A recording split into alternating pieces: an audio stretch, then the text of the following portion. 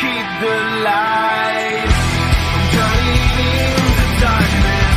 You'd be my escape. Why have we been so easy to unfold? Future might seem out of reach, but we're getting close. Will you follow me when the sky starts to change? Yeah, we won't be afraid. We'll never be the same again. Will you follow me? We won't leave it to chance. We can't wait our romance.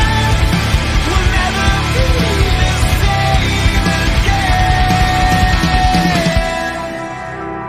be the same again.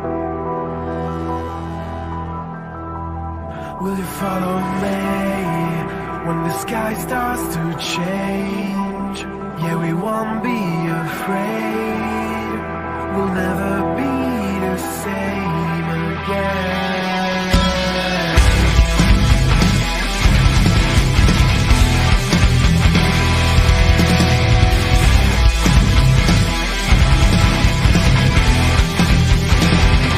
you follow me when the sky starts to change? Yeah, we won't be afraid. We'll never be the same again. Will you follow me? We won't leave it to chance. We can't wait our romance. We'll never be the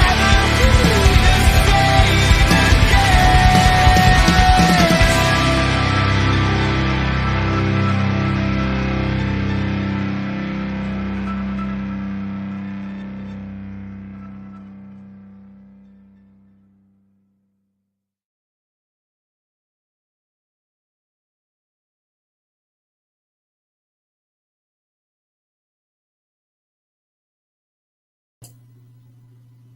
You're streaming with the Fantasy Follow.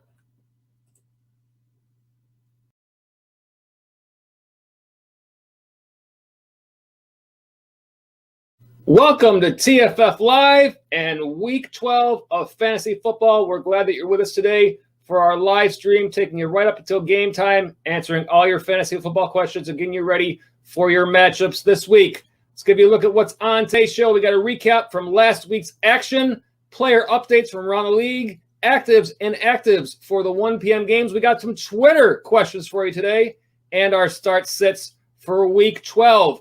By all means, a reminder, our live chat is open. We are answering your fantasy football questions all show long. Even if we are talking about something else, we will make an effort to get to those chat questions as quickly as possible. That's what we're here for, and that's what we love to do. And if you're watching on replay, please feel free to leave your comments below, but let's get right into it. Again, this week, we have to say it has been another tough week dealing with the NFL and the COVID-19 pandemic. So as we've said many times before, football is a game. Fantasy football is a game. The health and well-being for everybody involved is first and foremost. We are a fantasy football show, so we do have to talk about some of the implications as a result of what's going on this week. First of all, the Baltimore-Pittsburgh game has been moved. It is still, as of now, on for Tuesday night, but many players will not be available in that game. The only running back for Baltimore is going to be Gus Edwards. Lamar Jackson will be out. We've also now heard that Mark Andrews out. And on the Pittsburgh side, that James Conner also out for that game. So really a tough go for that one. We'll see if that game remains to be on, and certainly some decisions to be made in terms of your fantasy football lineup as a result. Also, another situation, the New Orleans at Denver game, 4:05 p.m. game today. Denver has had some issues, and they're actually all four of their potential quarterbacks, Drew Lock, Blake Bortles, Jeff Driscoll, and Brett Rippon, are all out due to COVID-19 protocols. So what's going to happen in this game is it's going to be wide receiver Kendall Hinton, who apparently is going to take most of the snaps at quarterback. Royce Freeman, the running back, is their emergency quarterback. Apparently the Broncos, some of their players actually wanted one of their coaches to start under center in this game. So this is going to be really interesting to see what happens there. Again, certainly we hope for everybody, the health and well-being of everybody, but in terms of a game to watch, because of all the circumstances, this might be one of those games to watch.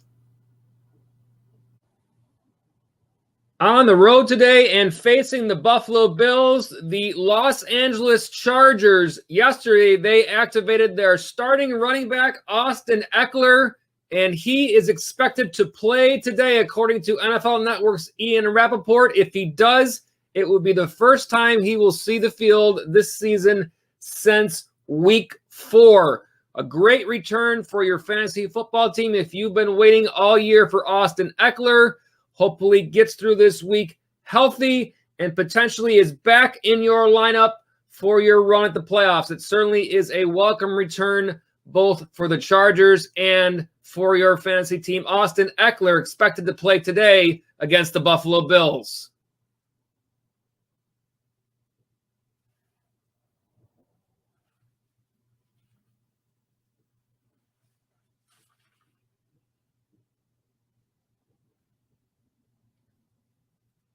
Well, I mean, at this point in the season, I don't expect anybody to be 100%, but so it's just a matter of if he's healthy enough to help us.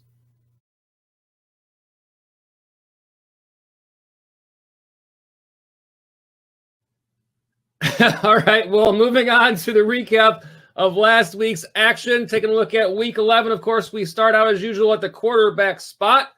And leading the way last week, it was Deshaun Watson from the Houston Texans in a win against the Patriots, 31.36 fantasy points. That was 344 yards passing, 2 touchdowns, also adding 36 yards on the ground and a touchdown there as well. Justin Herbert in a win against the Jets, 27.74 fantasy points.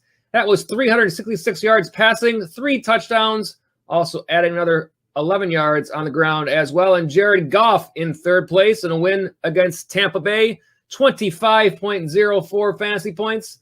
That was 376 yards passing, a very nice day. 3 touchdowns, no yards on the ground. Taysom Hill in his debut as the starting quarterback for the Saints in that win against the Falcons, 24.22 fantasy points, 233 yards passing. He did add 49 yards and 2 touchdowns on the ground. And then it was Kirk Cousins for the Vikings in a loss against Dallas, 22.96 fantasy points. That was 314 yards passing, 3 touchdowns through the air, also adding 4 yards on the ground. For the wide receivers, it was Keenan Allen leading the way in a win against the Jets. And this is just a ridiculous one. 34.50 fantasy points, 19 targets, 16 catches, 145 yards receiving with 1 touchdown. Unbelievable, 19 targets. Adam Thielen from the Vikings in second place in that loss against the Cowboys, 32.30 fantasy points.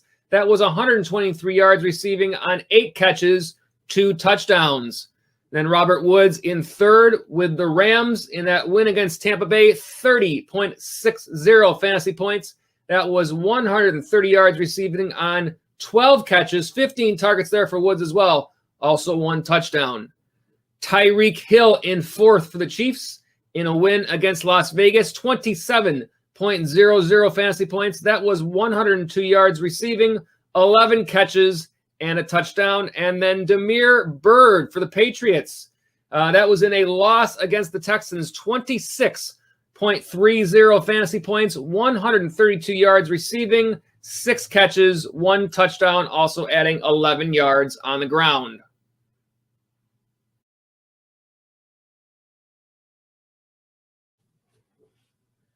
Top scorers for the running backs last week. What a great year Dalvin Cook is having for the Minnesota Vikings. Last week, 25.00 fantasy points. That again was in that loss against the Cowboys. 115 yards rushing with a touchdown, also adding 5 catches for 45 yards. In second, it was Clyde Edwards-Helaire for the Kansas City Chiefs in a win against the Raiders. 20.70 fantasy points. 69 yards rushing, 2 touchdowns, also adding 8 yards receiving. Derrick Henry for the Titans. That was in a win against Baltimore. 20.20 fantasy points, 133 yards rushing, 1 touchdown, and did add 1 catch for -1 yards. And then Ezekiel Elliott in 4th for the Cowboys in that win against the Vikings, 19.40 fantasy points. That was 103 yards rushing, adding 11 through the air with a touchdown there as well. And then in 5th, it was J.K. Dobbins from the Ravens, the loss to Tennessee, 18.50 fantasy points, 70 yards rushing, 1 touchdown, also adding 15 yards receiving to his total.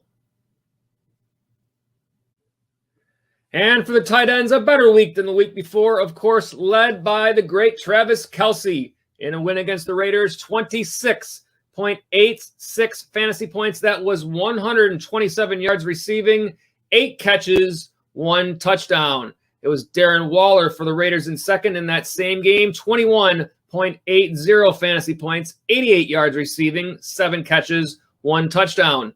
Mark Andrews back in the top 5 for the Ravens. That was in a loss against the Titans, 20.60 fantasy points, and that was 96 yards, 5 catches, 1 touchdown. Dallas Goedert for the Eagles in a loss to the Browns, 18.70 fantasy points. That was 77 yards on 5 catches, 1 touchdown. And then Robert Tonyan for the Packers. That was in a loss against the Colts, 15.40 fantasy points, 44 yards, 5 catches, and also 1 touchdown.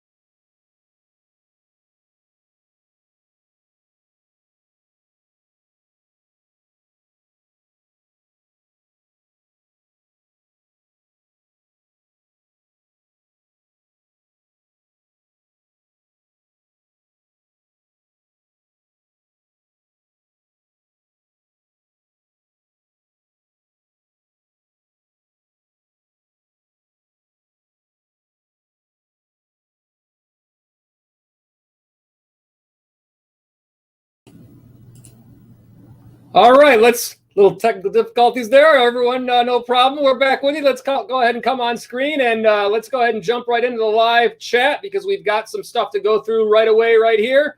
So let's go ahead and start out with that at this point. So we got a chat from Larry. Larry says, "Hi, Joe." Hi, Larry. Good to have you on the stream again. And Larry says, "Just cracked a cold one. Hit us with that knowledge." Hey, we're glad to be here for you, getting you ready for your matchups, Larry. We hope that you are crushing it in your fantasy leagues. And, by all means, if you got any chat questions or you want lineup decisions for the rest of the day, we'll be here. This is what we love to do, talking about fantasy football with all you guys. We appreciate you being on the live stream.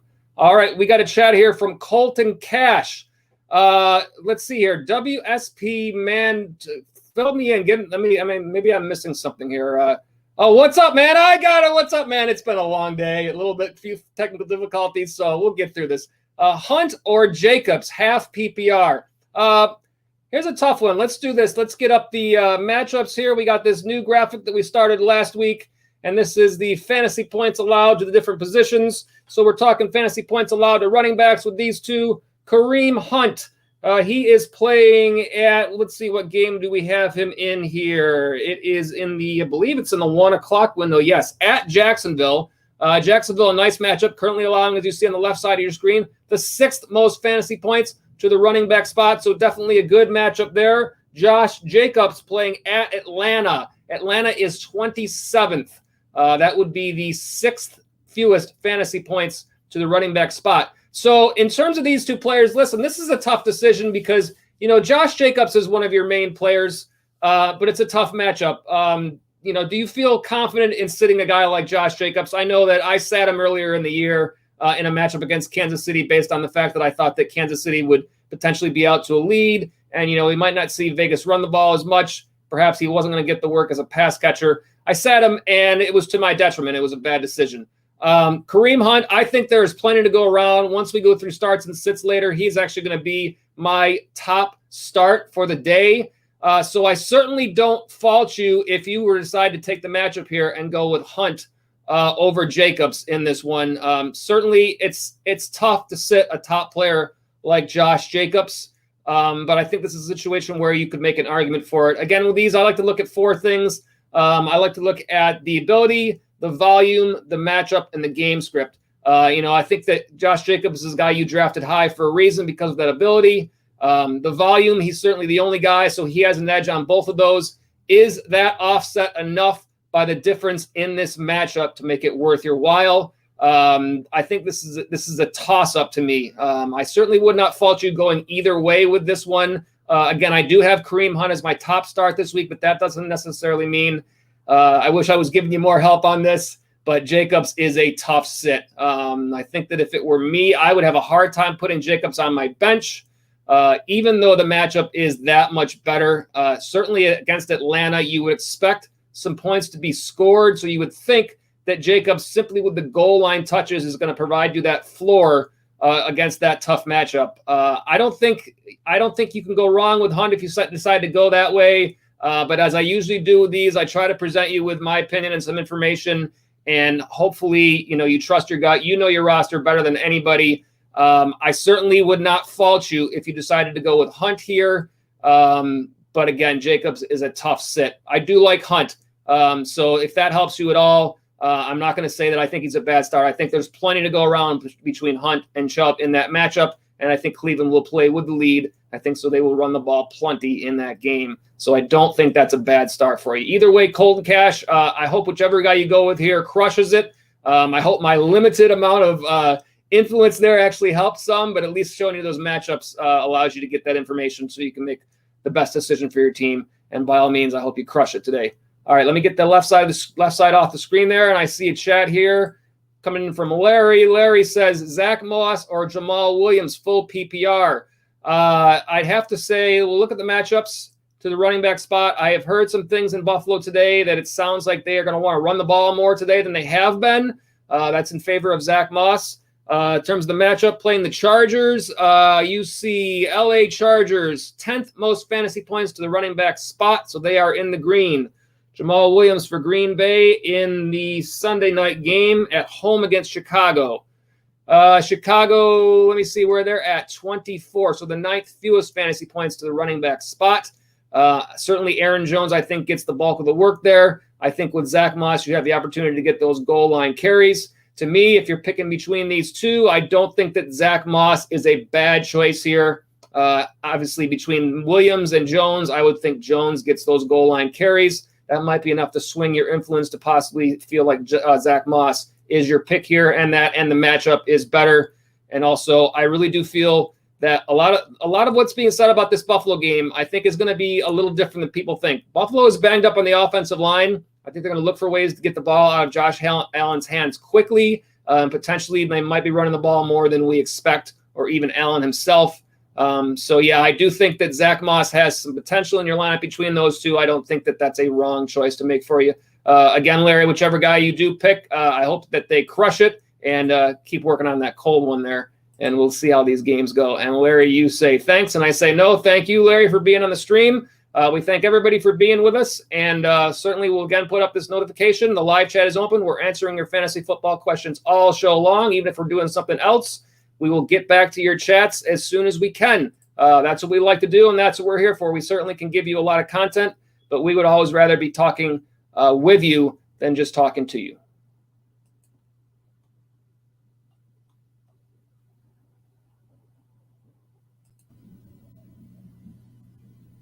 All right, let's take a look at some player updates around the league from the week leading up to today's games, and we will start out today in Seattle.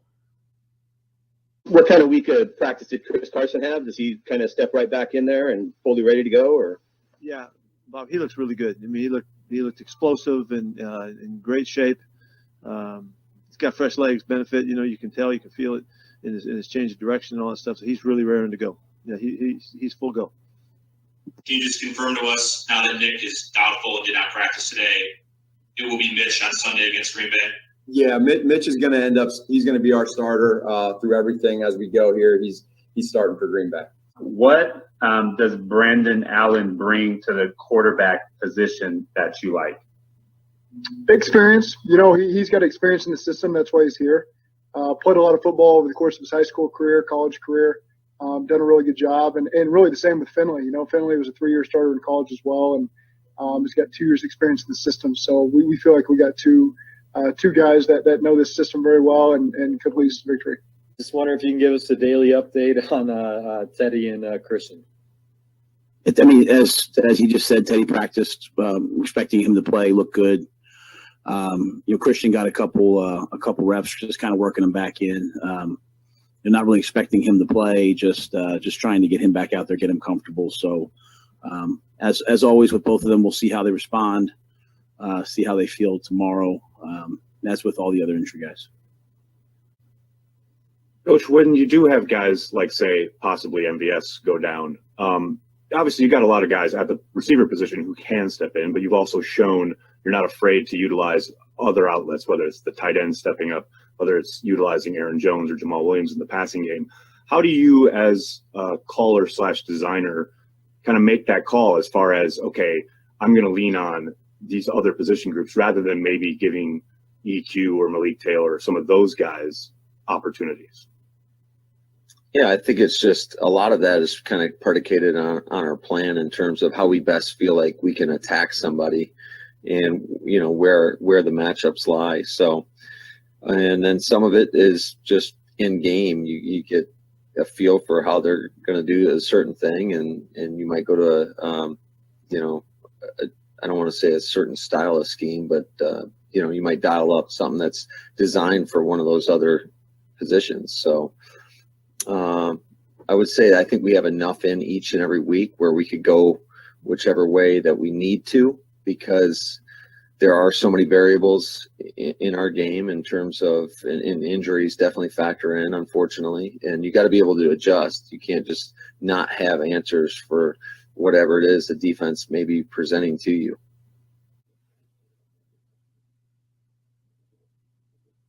Up next, we got the actives and inactives for today's 1 p.m. games. But before we do that, we want to remind you the TFF Live Sunday Pregame Show. We thank you for being with us. Streaming live right here on our YouTube channel every Sunday at 12 noon Eastern Time, taking you right up until game time, answering all your fantasy football questions, and getting you ready for all of your matchups each week. Actives and inactives are up next.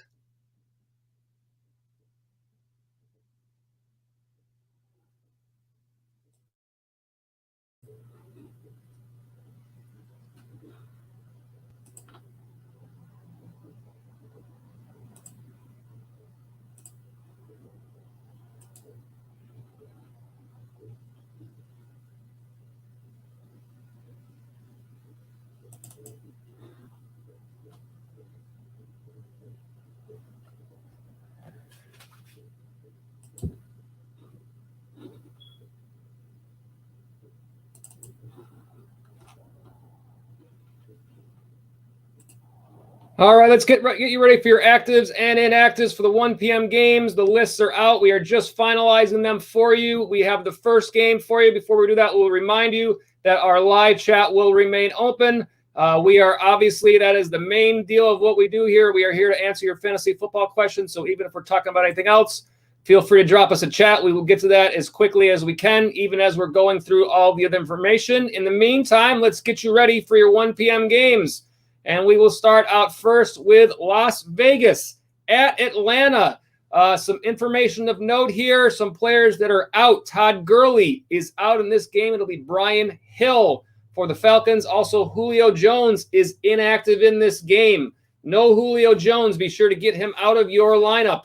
Hayden Hurst, who was questionable, he is not on the inactive list, so he will be a go in this game. I'm going to give that another double check just to make sure I'm giving the correct information, and he is not on that list. So I certainly think without Julio Jones, that does bode well for Hayden Hurst in this matchup. Again, Brian Hill, the running back you're looking at for the Atlanta Falcons with no Todd Gurley, and we'll see what happens in the rest of those situations. All right, taking a look at our next game on the lineup here. It is the Los Angeles Chargers at my Buffalo Bills. A few players of note here. Kalen Ballage is inactive for the Chargers, but as we talked about before, Austin Eckler is back. And for all of you that have been waiting on him in your fantasy leagues, none a bit too soon, I am sure. I don't happen to have Austin Eckler in any spots, not because I didn't try. I tried to go out and make trades for him, couldn't get it done. Austin Eckler is back in this game, and I'm sure he is looking forward to working his way back into that lineup, and I'm sure you're looking forward to having him as you hit your stretch run towards the playoffs. For the Bills, Tyler Kroft and TJ Yeldon, both inactive.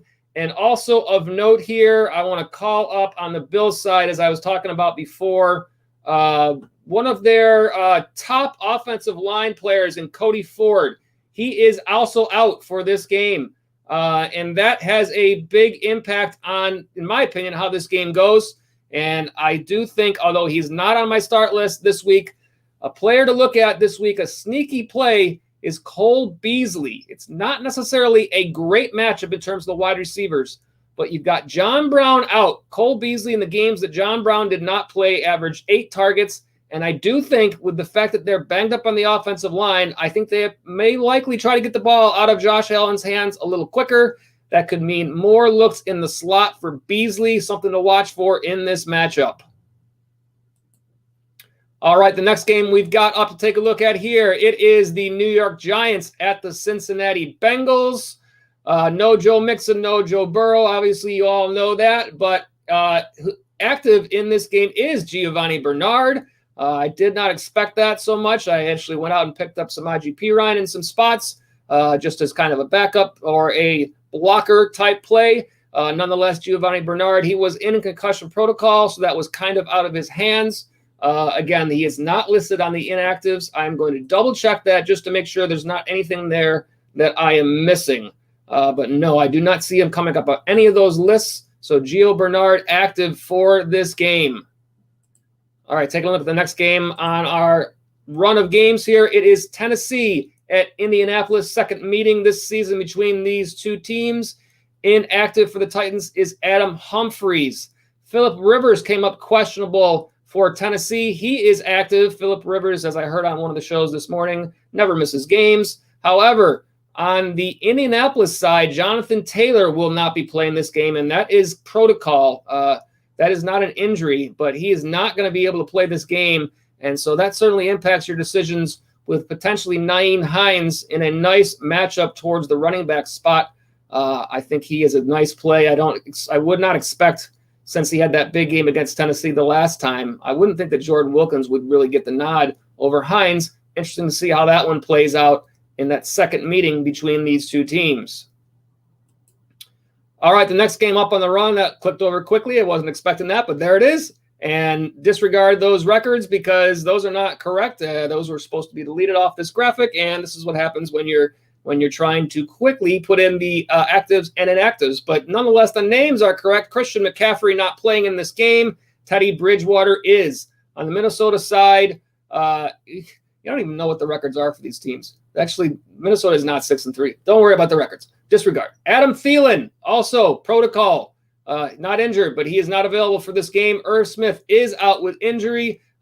Justin Jefferson, I'm going to get this off the screen because it looked terrible with those records up there.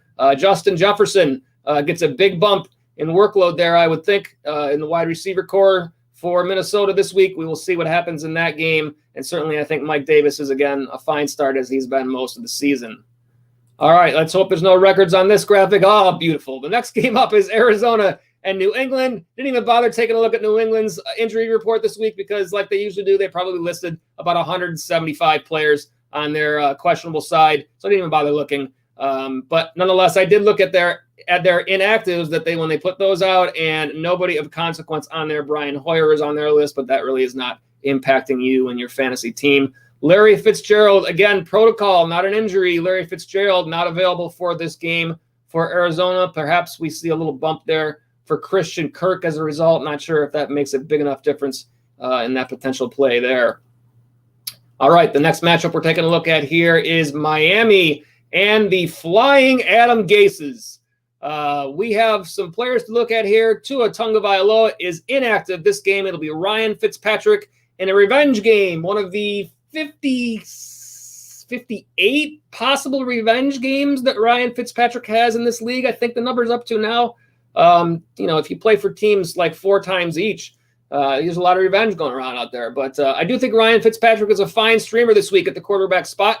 Salvan Ahmed for the Dolphins is inactive, and Myles Gaskin is. Let me double check that because I did not take one last look at this game, but he is not on the inactive list. So long as I believe he was scheduled to be back in this game, I'm going to actually double check that on Yahoo just to make sure that I'm not giving you bad information here. I do believe that Myles Gaskin is back in this game. While I'm doing that, we will go ahead and go to the next matchup, and I'll continue to look up the status of Myles Gaskin. The next matchup, Cleveland at Jacksonville.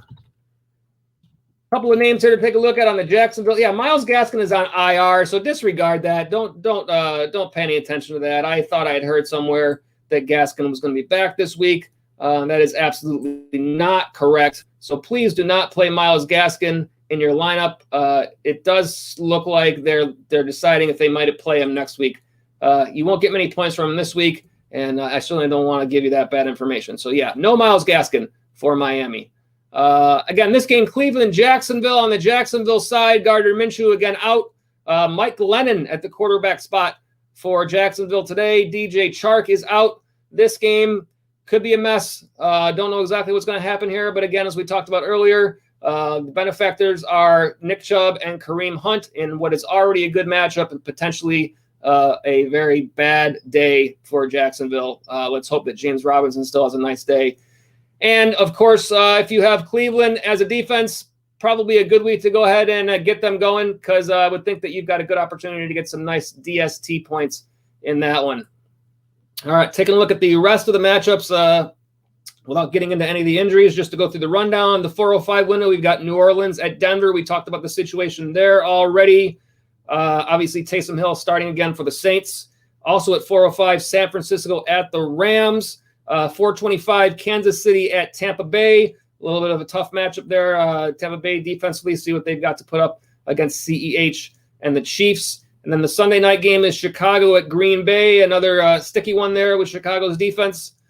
Monday night game is Seattle at Philadelphia. Chris Carson back in that one. He's a full go, as we saw in the player updates from Pete Carroll. And then again, Tuesday, Baltimore and Pittsburgh will play that game. So we've got games for a couple of days going here, but that is the rundown of what we have to expect. All right, again, that is our actives and inactives, and we want to let you know that our live chat is open. So by all means, go ahead and get in the live chat, no matter if we're talking about something else. This is what we love to do. We want to talk fantasy football with you guys. So if you got questions, fire them up in the chat, and we will get to them as quickly as possible. In the meantime, let me get a promo up on the screen here for you guys, letting you know about us. And we are the Fantasy Follow. We are a brand new channel on YouTube this year, and we thank you for being with us. Obviously, as a new channel, we know that we don't come up quite as high on the searches yet, so we are glad that you found us. And by all means, if you are new to the stream, please do stop back again. If you're a regular, we welcome you back again. But either way, make sure that you hit that subscribe button so that you can get those notifications whenever we have new content. Again, we don't always come up nearly necessarily as high on the searches right now as we continue to grow. We are also available on Twitter, and that is at the Fantasy Follow, and that's fantasy spelled FNTSY. And you can send us your fantasy questions on Twitter using the hashtag AskTFFLive, and we will answer those questions live on this very show. Facebook/the Fantasy Follow, and our website, fantasyfollow.com.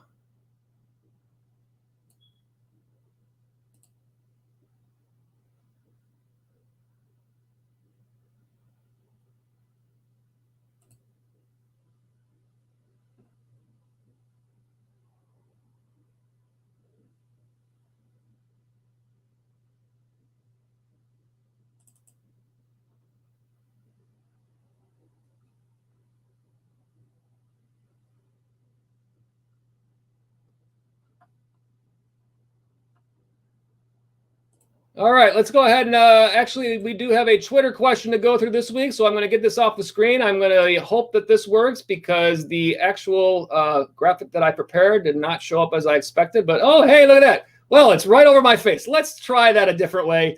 That's a good one right there. I knew that wasn't going to work out so well. We'll get this working. Give me 1 second here.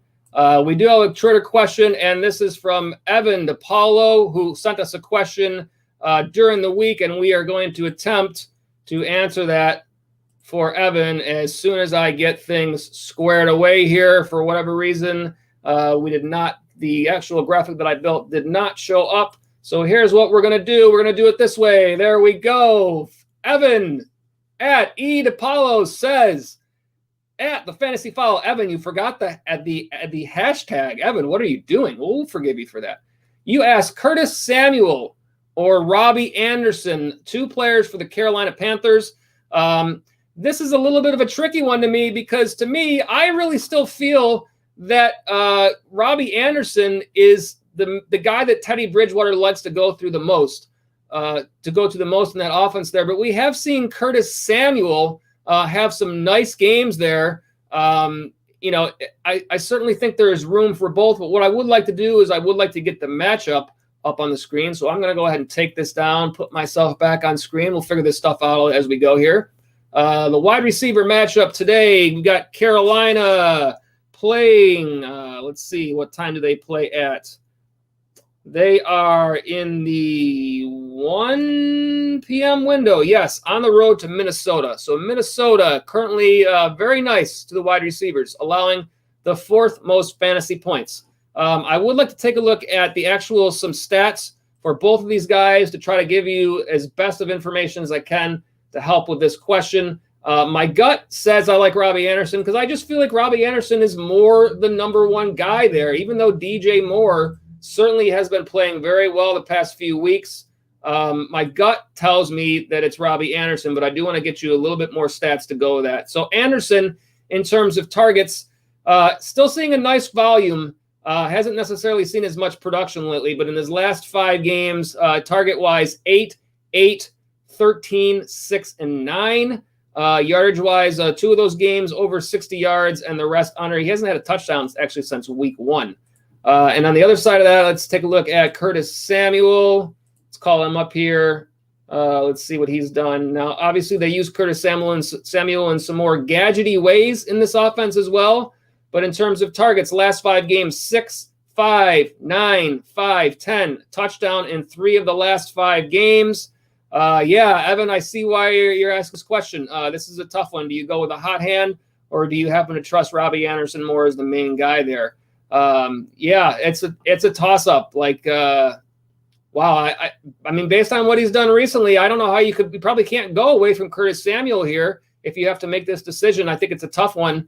Like I said, I do like Robbie Anderson in that offense. But production-wise, it's kind of hard to sit the guy, that's had touchdown 3 of the last 5 games in favor of the guy that hasn't had a touchdown since week 1. So, Evan, I'm going to go ahead and go against my gut with what I originally thought on this one. I'm going to say that I think Curtis Samuel is a fine play between those 2. And then I think you just see what happens at that point. At best, it might be a little bit of a coin flip. But based on the production that he's had, I think you go with Samuel. Again, Evan, thank you for the question. Again, I would have normally put up a promo here that tells you about how to send us your information on Twitter. But, of course, that graphic's not available. So I will put this promo up again. Remind you that the Twitter account is at the Fantasy Follow, and that's fantasy spelled FNTSY. And you can send us your fantasy football questions during the week, just like Evan did, using the hashtag AskTFFLive, just like Evan didn't. But it's no problem, Evan. I'm just busting on you. Not a problem. Again, during the week, and we will use those questions on this very Sunday pregame show. So thank you, Evan, for being a viewer, and thank you for submitting your questions. All right, before we move forward, we're going to put up the notification again and letting you know that our live chat is open. We got about 20 minutes till game time. We are here to answer your fantasy football questions throughout this show. Even if we're doing something else, feel free to drop us a chat, and we will get to those questions as quickly as we can, even if we're going through other content. We love talking fantasy football with you guys. And again, thank you all for being on the stream. Certainly, like I said, if you haven't done so already, click that subscribe button. Make sure that you can get those notifications whenever we have new content for you. All right, let's get it going with starts and sits for this week. We will start out, as always, at the quarterback spot. The top start this week is Justin Herbert from the LA Chargers, playing at the Buffalo Bills. The Bills allowing the 5th most fantasy points to the quarterback spot. They have given up 24-plus fantasy points to 5 different quarterbacks this year. They're right in the middle, allowing the 16th most passing yards in the league. Herbert, 21 or more fantasy points now in 7 straight games and 20 touchdowns over that stretch. Again, Justin Herbert has been great. I like him as the top start this week.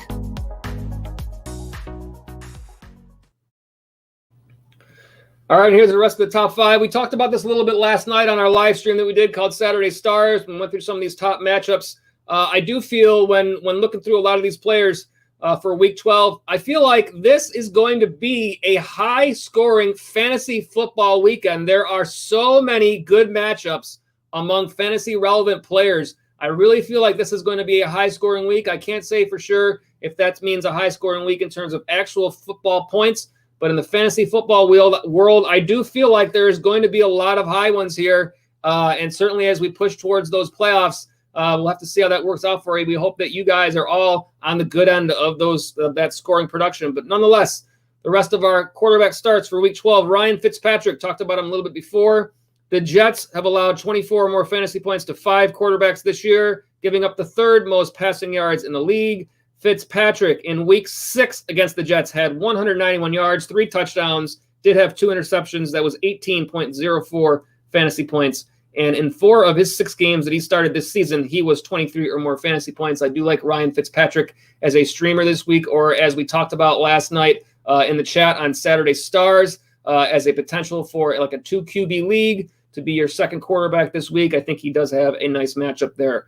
At number 3, I like Teddy Bridgewater. Teddy Bridgewater is active today for the Panthers, playing against the Vikings, who are allowing the 13th most fantasy points to the quarterback spot. They have given up 20 or more 5 times, but only 1 in the last 4 weeks.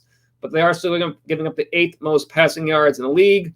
Bridgewater has been 20 or more fantasy points in his last 2 games, but he was under 20 the 3 before that. I do like him this week. I think it's a nice matchup there for Teddy Bridgewater. Also like Derek Carr playing at the Falcons. This is probably the top matchup in terms of production or what's being allowed. And matchup-wise, the Atlanta Falcons allowing the most fantasy points to the quarterback spot. They've given up 24 or more fantasy points to 6 different quarterbacks this year.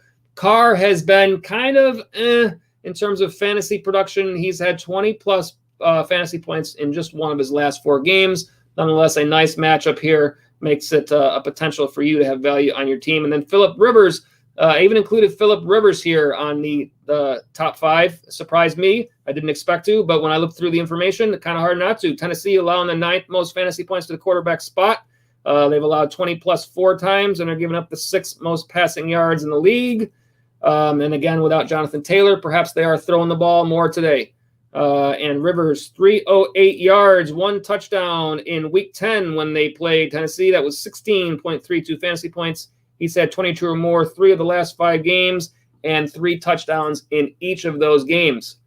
All right, and that's our starts at the quarterback spot. So I'm going to go ahead and get out of this as I see a chat here. We're going to jump right over to that. So the chat from Type Xander. Type Xander, thanks for being with us. And let's take a look at what you got here. You say 2 wide receiver spots, 2 running backs, 1 flex. James Robinson, Derrick Henry, Alvin Kamara, Calvin Ridley, DeAndre Hopkins, Devontae Adams. Your team is stacked, as you say there. Full PPR, traded and wavered very well. Yes, 8-man league, trying to stay undefeated. I hope that you continue to crush it by all means. Looking towards your playoff spot right now as an undefeated player.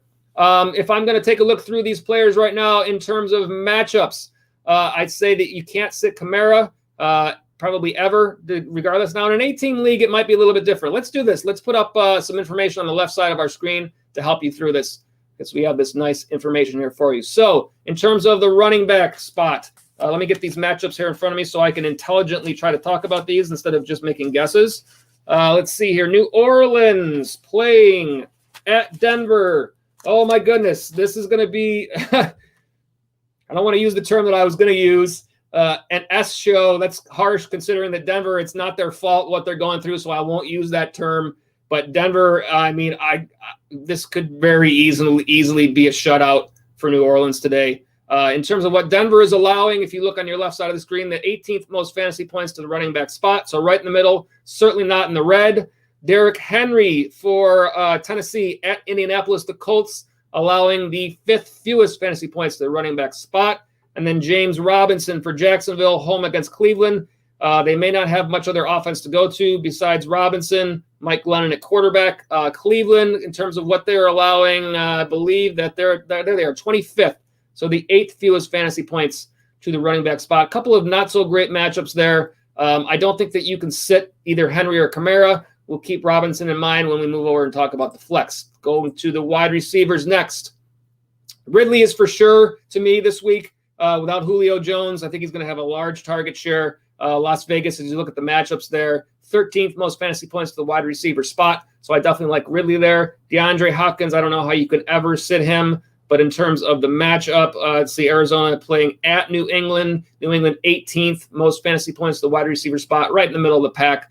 I certainly think that Stephon Gilmore could be locked up on him. Belichick could try to take him away. He has a tendency to do that. Devontae Adams playing at home against Chicago. Chicago, as you see, the 3rd fewest fantasy points to the wide receiver spot. Yeah, I guess you got to pick one of these guys to sit. I can't believe that I'm thinking in my head that it could be Devontae Adams. I don't know how I could even say that. I think if I had to go with my gut, I'm probably going to play Adams here. And wow. Well, let's see. Let's look at it this way.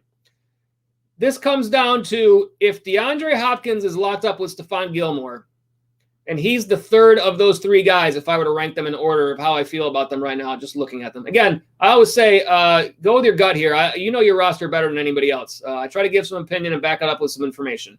Do you like Robinson better than Hopkins today? I think is the question, because I think you're starting Henry and Kamara. I think you're starting Ridley, and I don't know how you can sit Devontae Adams as good as he's been. So I guess the question is, who do you like more here, Robinson or Hopkins? This is a full PPR league.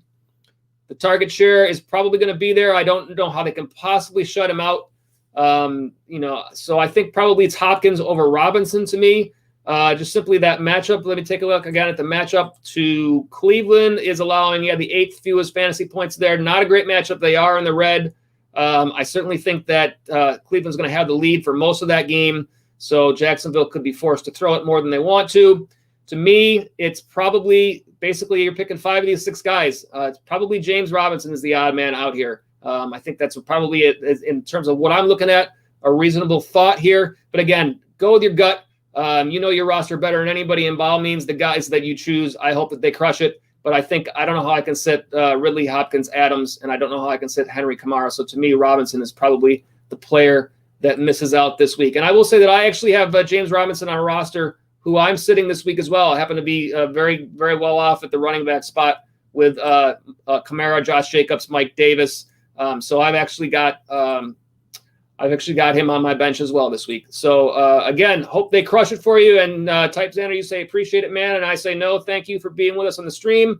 Without you guys in the chat, we can give you lots of content, but we're basically talking to you. We'd rather be talking with you. But by all means, if you're new and it looks like you might be new to our stream, make sure and hit that subscribe button. As I said, we're a brand new channel, so we don't necessarily always come up as high in the searches. We want to make sure you guys get notifications whenever we have new content. We did do an impromptu show last night. This is our main show, but we want to make sure that you guys always get that information. So please go ahead, hit that subscribe button, make sure you get that information. And thank you again, Type Xander, for being with us. All right, we got another one here from Ross Bob. Ross Bob, thanks for being with us on the stream. Your question is, who should I start at flex? Nyheim Hines, Mike Evans, Benny Snell, Curtis Samuel, standard league. All right, so let's go through a couple of things here. First thing here is we got 2 running backs. We got 2 wide receivers. Let's get the running backs up first and take a look at their matchups. I like Nyheim Hines a lot. I will say if you're picking one out of these 4, as I talk my way through it, I think I'm going to probably have to talk myself out of Nyheim Hines. And the reason for that is he had a big game against Tennessee last time, and Jonathan Taylor is not playing today. So it's just Hines and Jordan Wilkins. I feel like Hines gets the nod between those two players. I will be surprised if Wilkins dominates the snap and the touches over Hines in this spot. Take a look at their matchups. Tennessee, they are allowing the 7th most fantasy points to the running back spot. So this is a great matchup there. I think it's going to be hard-pressed to find someone that I like more than Nyheim Hines out of the rest of these guys. I'll back that up talking about Benny Snell. Here's the problem with Benny Snell. I certainly think he's going to get the workload in that game. However, I think in this spot with so much uncertainty, we don't know if that game could potentially not happen this week. I think if you can avoid playing players in that game, you do so. I know I've done that in the past. I'm trying to do that as well today because the worst thing you want is to end up with a 0 because of those circumstances. So although Benny Snell certainly, would see the share of that work, matchup-wise, Baltimore, where are they? Bottom half, 21st in terms of fantasy points to running back. So for sure, Hines has the better matchup, certainly splitting the backfield there. But I do think that Hines gets the better side of that this week. So, yeah, I would not want to go with Benny Snell in this situation. And if we compare it to the other guys on the other side, we got Mike Evans, Tampa Bay at home against Kansas City. So Kansas City allowing the 4th fewest fantasy points to the wide receiver spot. You see there on the left side of your screen. And then we got Curtis Samuel. I probably would like this matchup better. Carolina playing at Minnesota. Yeah, Minnesota allowing the 4th most fantasy points to the wide receiver spot. So to me, if we narrow it down, I think it's between Hines and Curtis Samuel. Which one of those two guys you like better? Certainly, we talked about Samuel a little bit already today. He's been having some nice production in a standard league. If Hines does end up getting the bulk load of the goal line touches in that game, which is kind of hard to say, but certainly the matchup is there. He could get that work. Again, it's a question of, do you want to trust those two split in that backfield, or would you rather go with Samuel, who you might feel a little bit safer with? I think it's between those two players. I like Hines this week. I don't have Curtis Samuel in any of my leagues, so I will say it's a player I have less personal experience with in terms of my league. Not that I haven't looked through his information, but I think there are a lot of other players, DJ Moore, Robbie Anderson, that could be involved in that game as well. So it's not as though he has a guarantee at that workload either. To me, again, I always say this, go with your gut. You know your roster better than anybody. I don't think Nyheim Hines is a bad choice at all out of these players here. I think it's a great matchup for him, and I think that's a nice potential to return some value for you there. But by all means, as I always say, Ross, Bob, I hope whoever you start, I hope they crush it. And again, get that W. And we do appreciate you being here on the stream. And like I said, if it looks like you might be new to our stream, so again, glad you found us. Make sure you click that subscribe button so that you can get those notifications whenever we have more content for you. But again, thank you for the chat. And I see you follow up with thank you. And again, I say thank you. Like I always say, we love to talk with you guys on the chat. And without you guys, we're just going through our content, which is fine too. But we would much rather be working through and talking fantasy football because that's what we love to do. And you say, I'll subscribe. And we thank you very much for that sub, Ross Bob. And we hope to see you again on future shows and future live streams. All right, let's go ahead and get this notification back up here. Our live chat is open as we continue to go through the rest of our content. Any more questions? We got a little less than 10 minutes, so we're going to speed through the rest of our content and make sure that we have time for any questions that you might have. So let's go ahead and get right back into our starts and sits. The top sit at the quarterback spot for week 12. I've got Ryan Tannehill this week. Tannehill playing at the Indianapolis Colts. The Colts allowing the 3rd fewest fantasy points to the quarterback spot. They have allowed 22 or more fantasy points just twice this year, although they have allowed 2 in the last 4 weeks and are a little banged up on defense. So perhaps they might be a little more vulnerable today, but they are currently allowing the 4th fewest passing yards in the league. Now, in their last matchup in Week 10, Tannehill, 147 yards, 1 touchdown, 2 interceptions. That was 10.78 fantasy points. He has actually been under 19 fantasy points 4 of his last 5 games. Again, Indy, tough defense. Might be a little banged up today, but I still have Ryan Tannehill as the top sit for this week.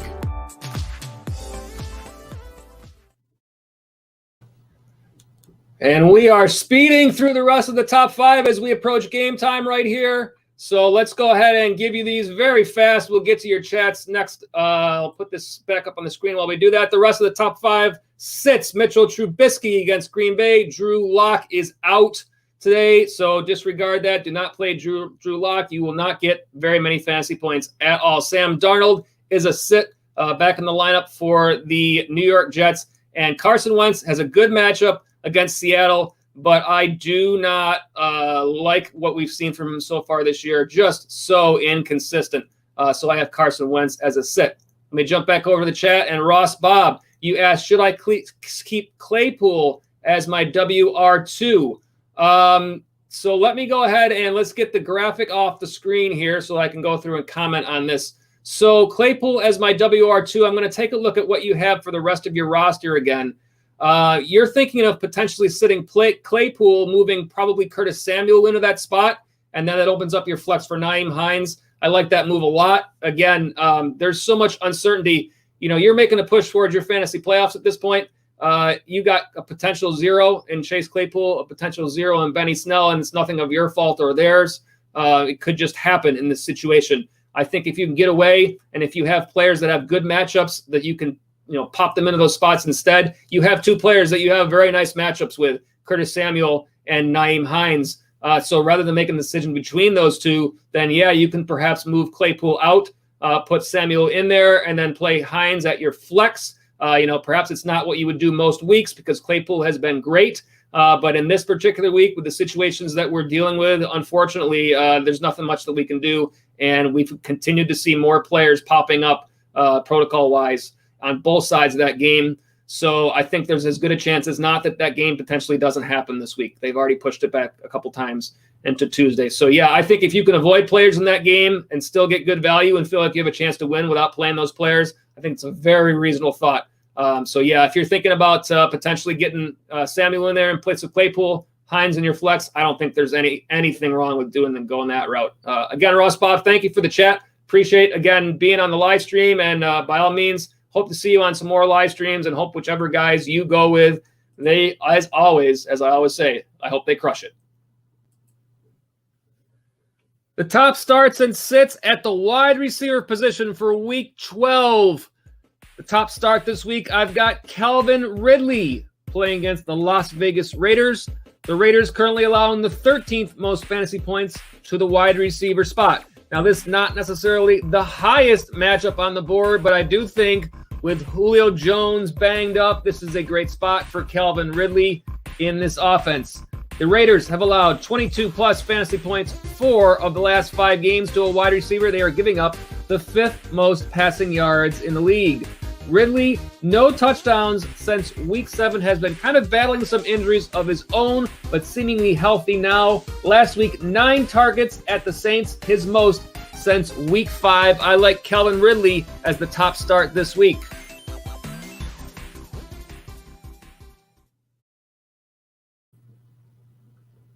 All right, the rest of the top 5 as we fly through these. I've got Robbie Anderson. We talked about him a little before. Certainly it'd be interesting to see what happens if Anderson works his way back in. We haven't seen a touchdown from him in quite some time, but a nice matchup there. Devontae Parker is a player that I struggle with so often in terms of whether or not to play.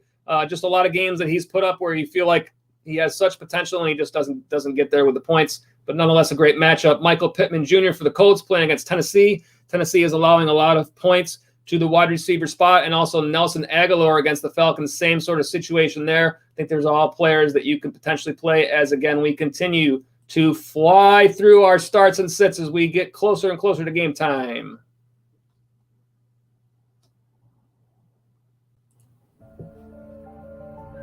The top sit this week at the wide receiver spot, I've got Marquez Valdez-Scantling, MVS, and I now understand why they call him MVS, because literally his name barely fits on these graphics. So I'm going to go with MVS here, playing against the Bears. Chicago allowing the 3rd fewest fantasy points to the wide receiver spot. They have only allowed 16 or more fantasy points 4 times this year. They have allowed 3 in the last 2 weeks, but they are currently giving up the 10th fewest passing yards in the league. Valdez-Scantling, 19-plus fantasy points 2 of the last 3 weeks, but this is a tough matchup. I've got him as the top sit this week.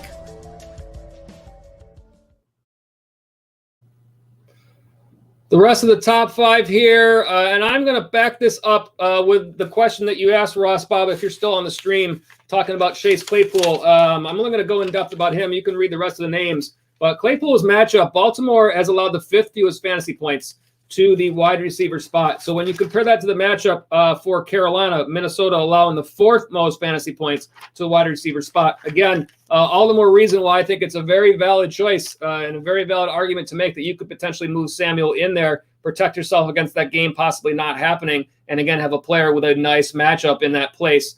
So again, I think that's another reason to kind of think that way along those lines. The rest of the names you see them there, speeding through. We'll go ahead and get the rest of this up here. Got running backs and tight ends still to get through, so we'll keep going with that. The top starts and sits at the running back position for Week 12 of fantasy football. This week, the top start, it's Kareem Hunt from the Cleveland Browns playing at the Jacksonville Jaguars. The Jaguars currently allowing the 6th most fantasy points to the running back spot. They have given up 12-plus fantasy points to 9 running backs this year and 27 or more 3 times, allowing the 9th most rushing yards in the league. Now, last week it was a down game for Hunt, just 11 rush yards. Did have a touchdown, 9.1 fantasy points against Philadelphia. This is a great matchup. I think there's plenty to go around for both Nick Chubb and Kareem Hunt in this matchup. So again, trust Kareem Hunt in your lineup. I have him as the top start this week.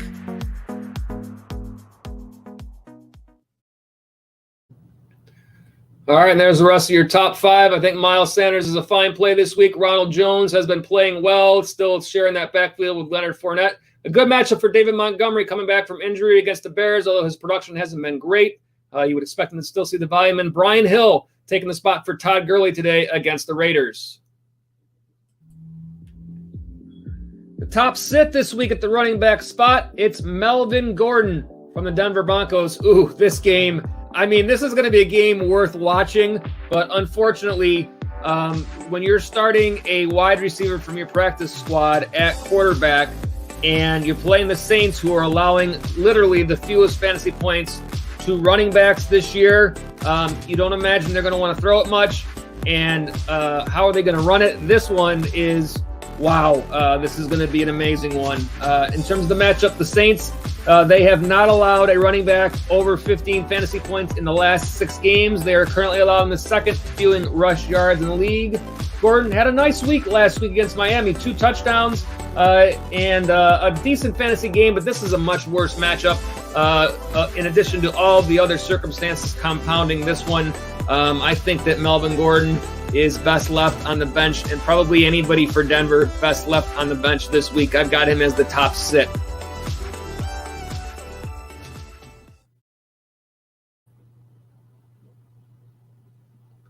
Looking at the rest of the running back sits, again, speeding these through as we are just past game time. We got Jerick McKinnon, Darrell Henderson, Jordan Wilkins, Matt Breida on the sit list. I'm going to put up these chats really quick here from J Postman 425, and we will take down this graphic for now. I want to respond to those chats. As soon as I find that graphic, I will take it down there. Is there?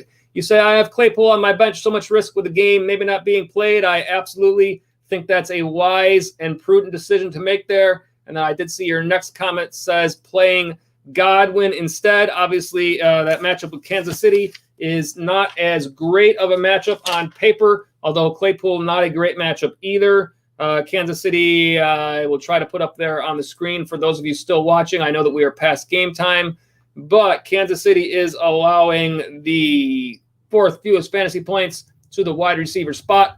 Of course, Baltimore is only a notch above. So when you take into account everything else that's going on, I think Jay Postman, a wise move there, and I think you're kind of keeping yourself from that worst case scenario situation, which could potentially happen. So again, Jay Postman, appreciate you being with the chat. I know you're a regular here with us again, so glad to have all you regulars back with us. And again, the chat is what we love to do and talk fantasy football with you guys in addition to all the rest of our content. As we continue, we're a little past game time, but we got these start sits all ready to go for you. So we might as well get through the rest of them and move on over. And here we go.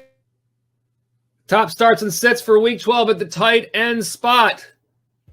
Top start this week, once again, I'm a big fan. Hunter Henry playing against the Buffalo Bills. The Bills currently allowing the 3rd most fantasy points to the tight end position. They have given up 11 or more fantasy points to 5 tight ends this year and have allowed 6 touchdowns to tight ends over the course of this season. Henry last week, 48 yards, 4 catches, and a touchdown. That was 14.8 fantasy points. I think this is another good matchup for Hunter Henry with Justin Herbert throwing the ball. I like him again as the top start this week.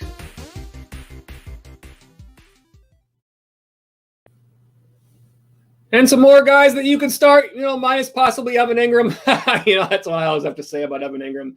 Just that guy that I have trouble with, just like Devontae Parker. I never feel comfortable starting him. Perhaps I just don't have a good feel for when to play him and when not to. But I think the rest of these guys on your list, for various reasons, including Evan Ingram, could provide you some nice value this week. Robert Tonyan, Austin Hooper, Ingram, and Will Dissly, of course, with Greg Olsen out there for Seattle. Top sit this week at the tight end spot, I've got Jimmy Graham playing against the Green Bay Packers in a revenge game. Packers currently allowing the fourth fewest fantasy points to the tight end spot. They have only given up 11 plus fantasy points one time this year. Graham last week, a goose egg, no catches against Minnesota, and that was actually in week 10. The Bears coming off a bye this week. Nonetheless, I don't like this matchup for Graham. I have got him as the top sit this week.